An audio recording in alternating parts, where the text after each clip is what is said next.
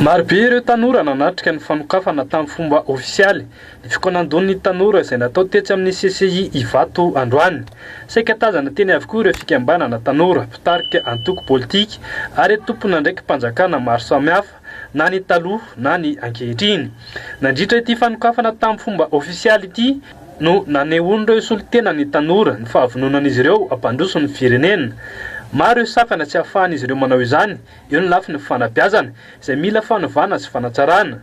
Tsy fampin'ny fiofanana ahafahana misehatra amin'ny asa. Tsy vitan'izany fa olana ho an'ireo tanora any amin'ny faritra ihany koa ny tsy maintsy miakatra andrenivohitra mba hianatra sy hitady asa ho ny lahatenin'ireo tanora izay nifandibana indray fitenenana teny amin'ny CCI Ivato. Izahay tanora any ambanivohitra dia tena manana faniriana ny ampandroso izay miainga eny amin'ny fiarahamonina misy anay tsirairay avy izany. Nefa maro ireo sakana izay tsy ahafahanay manatanteraka izany. Anisan'izany ny tsipy sy ny fanabeazana sy ny fiofanana izay mifanaraka amin'ny zava-misy eny ambanivohitra. Maro ny tanora ny te hianatra, ny te hanatsara ny fahaiza-manaony, saingy misy ihany ny fetra ahafahany manatanteraka izany. Eo ihany koa ny sakana amin'ny tsy fisian'ny famatsiam-bola ary ny tsy fisian'ny asa. Na dia manana hevitra sy tetika asa maro izahay dia tsy afaka nanomboka izany satria tsy manana renivola. Eo ihany koa ny sakana amin'ny resaka tany, ny teknôlôjia ary ny tsena izay tena ilaina amin'ny fampandrosoana ny fandrarana eny ambanivohitra. Noho izany, mazava ny andrasan'ny tanora eny ambanivohitra. Voalohany, mila fanabeazana sy fiofanana mifanaraka amin'ny zava-misy sy filana any amin'ny faritra misy anay tsirairay avy izahay. Misedra olana maventy be izahay tanora amin'izao fotoana izao indrindra fa tanora any amin'ny faritra.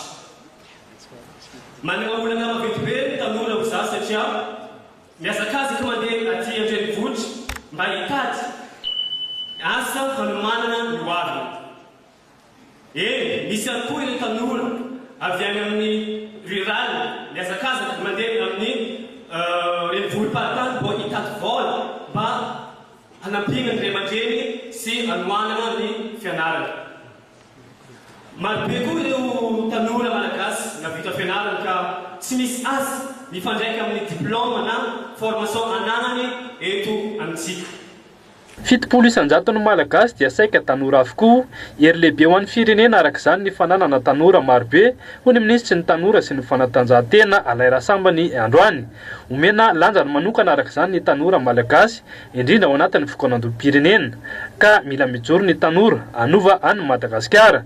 Ny tanora no afaka mifampiresaka ka mety ho afaka mamadika hoery ny fampisamihafana eo amin'ny samy tanora ka ao anatin'izao fikonandoam-pirenena izao dia entanina ireo tanora hitondra ny sosikevany ho amin'ny fikonandoam-pirenena raha ny lahatenin'ny hatrany. Afahana mamaly ny problema ny tanora. Sehatra iray afahantsika mamoaka ny hevitra ity fikonandoam-pirenena tanora ity. Marina fa efa misy ny conseil de la jeunesse any amin'ny commune, any amin'ny faritra izay mbola eo an-dalina hametrahana efa misy moa ny sasany efa opérationnel. Eo indrindra no any an-tanako atsika. Marina fa efa misy ireny fa ity fikonandoa ity dia hanampy atsika hitondra ny hevitry ny tanora, hitondra ny ahiahy, hitondra ny kiakiaka ao anaty latabatra boribory ahafahantsika mitondra ny résolution hoentina amin'ny fahefana mahita. Tombokilasy tompovavy tanora namako. Misy amintsika tanora no milaza fa diso lalana natoaka ny safidy ny fanovana isika. Tsy atoko. Ny tanora malagasy mila mijoro isika ary mila antsika Madagasikara. Izay indrindra no ataoko hoe teny filamatra nentina nanokafana nyity fikonandoam-pirenena tanora ity.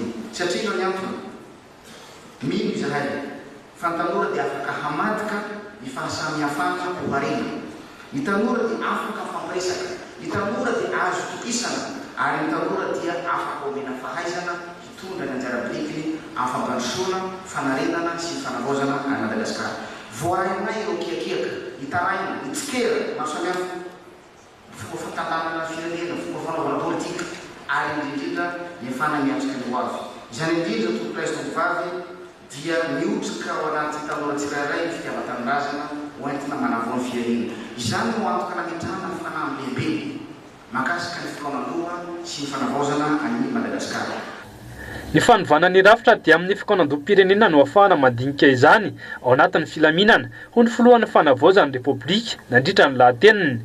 Aoka izay hevitra maharesy lahatra ny tanora no entina mandritra ny fikaonandom-pirenena ka tokony ahay anararoatra arak'izany ireo tanora. Ary aoka tsy atao fitaovana politika ho ny lahateniny filohan'ny fanavaozana hatrany. Rehefa miteny nareo hoe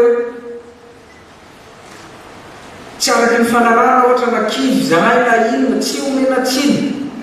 Voalaza ny ramatoa minisitra teo tsy mora manao zavatra tsy 5 volana 1 volana koa ny anovana zavatra tanteraka fa ialana tsiny amin'ny teny vahiny processus lava no ahafahantsika manova azy ity ary tsy izay irery fa iarahantsika ao anatiny fikaonandoam-pirenena nao zao antsika manova ny zavatra rehetra zay tiatsika hovaina. Zandray ity fikaonandom-pirenena ity no fototra hitondrana ny fanavaozan'ny repoblika ny Madagasikara. Tokony anararoatra ireo tanora aneo ny marary azy. Vonona ny antoka ireo hevitra izay avoakan'ireo tanora ny tenako ho ny filohan'ny fanavaozana hatrany. Tsy misy kajikajy ity fikaonando ho an'ny tanora ity fa izay voalazan'ireo tanora no entina eo anivony ny fikaonandom-pirenena ho ny nambara ny filohan'ny fanavaozana nandritra ny lahateniny hatrany. Fikaonandoam-pirenena ity no fototra hitondrana ny fanavaozana ny repoblikan'ny Madagasikara.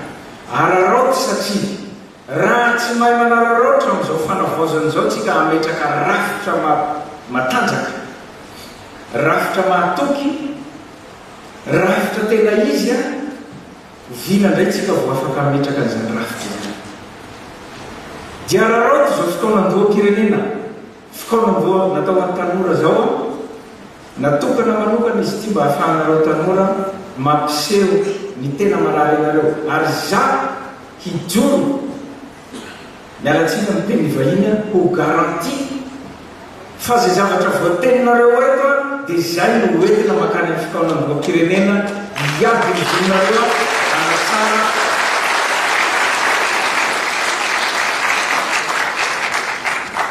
anatsara ity firenena malalatsika ity.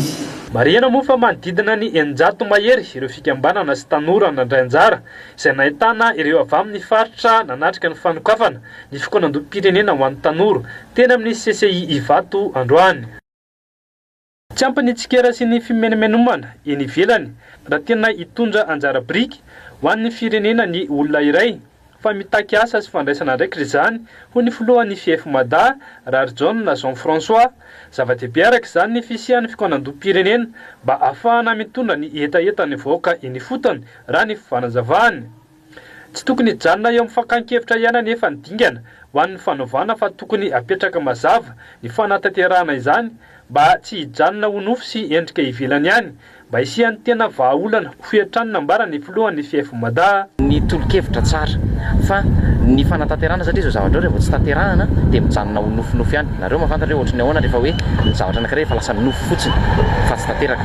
Tika petraka zany mba tsy hisy tsony zany ilay hoe endrikendrika ivelany fotsiny le entona saritsariny fa lay résolution dia efa vonona ny abadibadika any. Aleo mba tena le hevitra mivoaka rehefa ho avy ilay fotoana satria androany moa mbola fanokafana izy fa rehefa ho avy ilay fotoana hoe miainga isaky ny fokontany isaky ny commune isa-paritra dia mipaka ho any amin'ny national ilay izy dia rehefa tonga zany dia mba tena le hevitra mivoaka avy any amin'ny tanora ary le tena marary ny tanora sy le zavatra mba takin'ny tanora zahay tsy miteny mangataka fa le tena takin'ny tanora reny ny tena aoka ivoaka rehefa fantatra ka hoe mahasoa ny firenena mahasoa ny tanora satria ny tanora no avy ny firenena.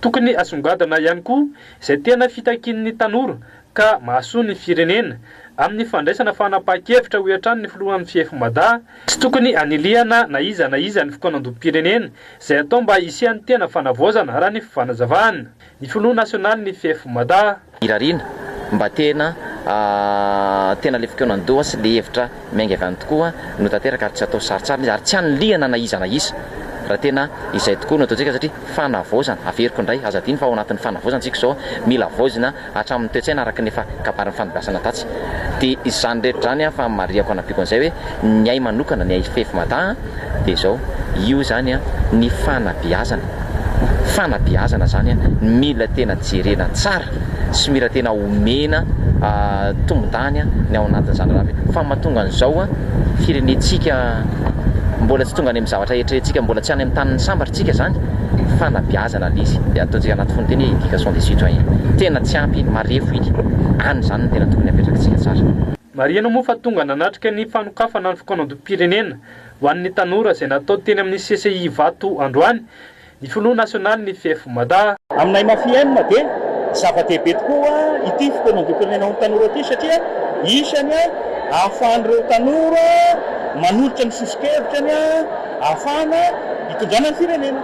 Ny tena maharary ny tanora zany dia marobe izy ireo fa tsy dia hitanisa zavatra be dia be eto fa amin'ny lafiny resaka asa ohatra tena mikaikaika zany ny tanora amin'izao fotoana izao mahavita fianarana tsy anasa dia io zavatra io zany tokony tadiavan'ny fanjakana vaolana haingana dia haingana io dia amin'ny lafiny resaka fanjarahana koa zany ilain'ny tanora zany no fanalalahana amin'ny resaka fampindramam-bola amin'ny banky mba ahafahany zareo manangana orinasa mba hampiroboroboany ihany koa ny orinasa izay atao.